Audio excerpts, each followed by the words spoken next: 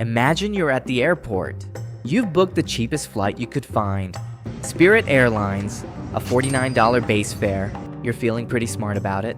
Then you get a notification on your phone. Your flight is canceled, not delayed, canceled. And this time, it's not because of weather or a technical issue.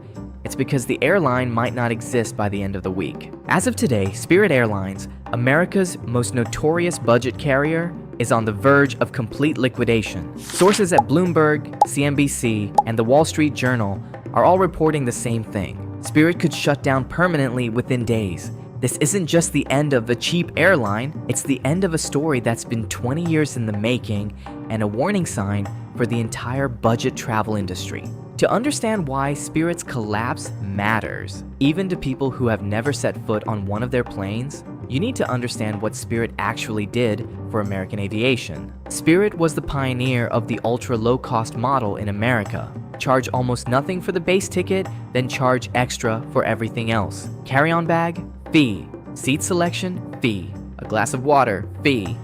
It sounds annoying, and it was, but it kept prices low across the entire industry. Here's the part nobody talks about. When Spirit offered a $49 flight from New York to Florida, Delta and United couldn't charge $300 for the same route. They had to compete. They created basic economy fares specifically because of Spirit. They lowered prices specifically because of Spirit. Spirit wasn't just an airline, it was a price anchor for the entire American market. When Spirit disappears, and it might, within days, that anchor is gone. The big carriers won't need to compete at the bottom anymore, and you will feel it in your wallet. But how did it get here? How does one of America's most recognizable airlines end up on the verge of extinction?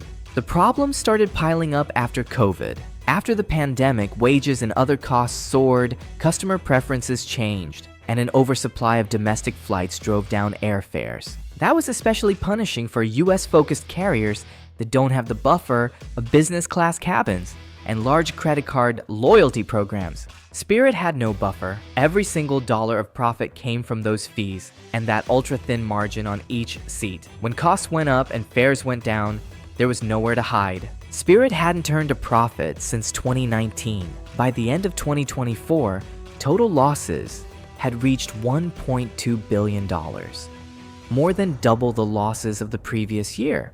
Then came the engine crisis. In 2023, Pratt & Whitney issued a recall on a specific engine used across dozens of Airbus aircraft. Dozens of Spirit's planes were grounded, planes they needed in the air generating revenue, sitting on the ground doing nothing. And then came the moment that sealed Spirit's fate.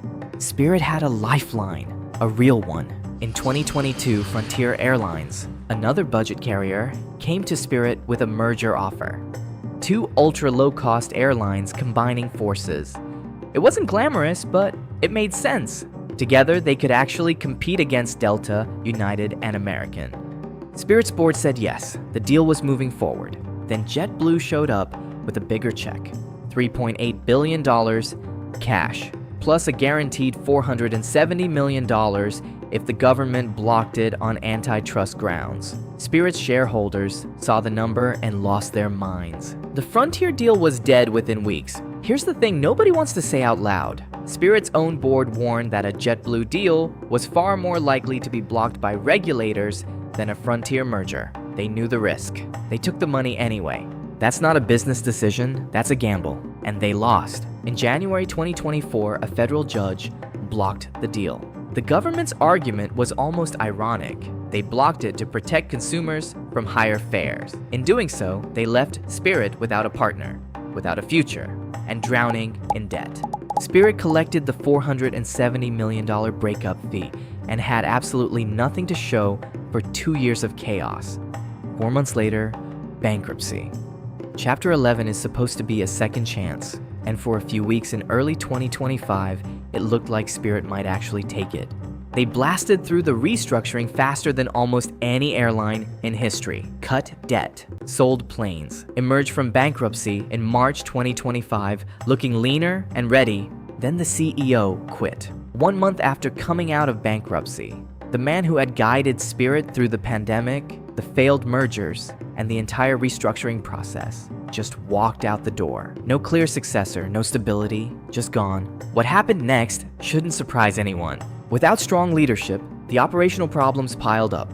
Scheduling issues, maintenance disruptions, customer complaints. Every problem costs money. An airline in recovery simply doesn't have.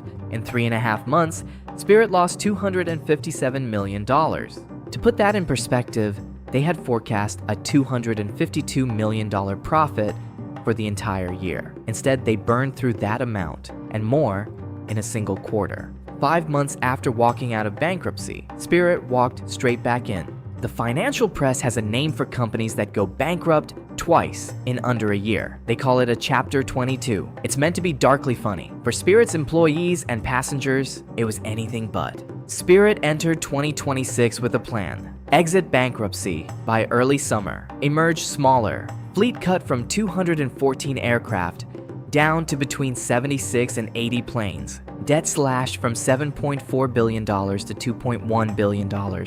Maybe even slightly premium, with expanded big front seat options. In February 2026, they reached a deal with creditors. The CEO was cautiously optimistic. Things finally looked like they might work. Then the Iran war started. If you watched our Qatar Airways video, you already know what happened to jet fuel prices. They didn't just rise, they doubled overnight.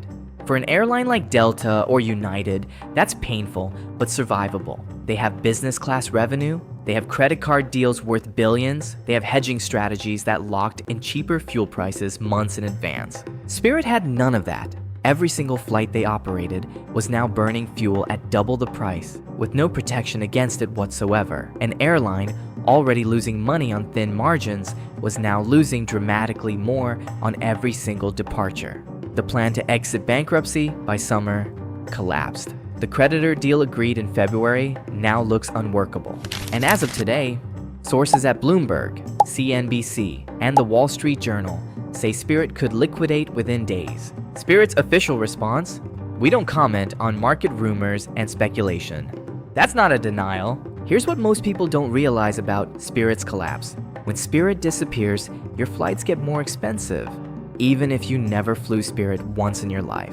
The routes Spirit dominated: Florida to New York, Florida to Latin America. Caribbean routes will either disappear entirely or get absorbed by Frontier, Southwest, or the big three at higher prices. The budget leisure traveler has almost nowhere left to go, and it signals something bigger about the budget airline model in America. Ultra low-cost carriers were built for a specific era: low fuel prices, high aircraft utilization, and consumers who prioritized price above everything else. That era is ending. Fuel costs are volatile. Labor costs are up permanently post-COVID. And consumers increasingly want a better experience, not just the cheapest seat. Spirit tried to adapt, adding premium seats, improving reliability, shrinking to profitable routes. It wasn't enough. The Iran war arrived before any of those changes could take effect. The CEO of United Airlines said publicly last year that Spirit's business model had no future. Spirit clapped back. The evidence is now firmly on United's side. Spirit Airlines has been on the edge of collapse for years. Every time it looked like they might make it, something knocked them back. A safe merger deal abandoned for a bigger paycheck. A gamble that failed spectacularly.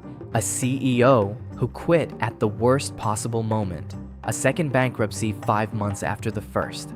And finally, an oil price shock that made every flight unprofitable before it even left the gate. They didn't die because of one mistake. They died because the entire foundation they were built on stopped working, and there was no time left to build something new. Whether Spirit survives the next few days or not, the era of the ultra low-cost airline in America is over. And when your next budget flight costs $30 more than it used to, you'll know why. If you want to understand why the Iran war is destroying airlines across the globe right now, that video is already on the channel. Link in the description.